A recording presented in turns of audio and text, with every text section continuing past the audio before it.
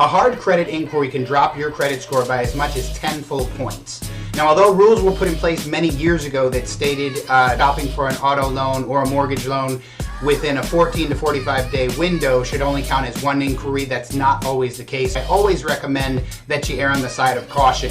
Trigger data is essentially using that information. Anytime you initiate a hard inquiry for the purposes of shopping for an auto loan or a mortgage loan, large companies will purchase that data in bulk, which might be why you notice anytime you are shopping for those things that there might be a higher influx of emails and solicitations coming to you. And unfortunately, this can also open you up for potential scams.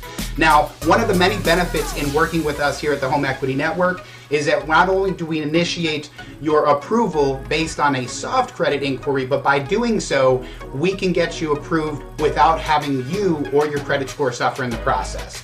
Click the link in the bio to like, share, and subscribe. Give us a call today. We look forward to working with you.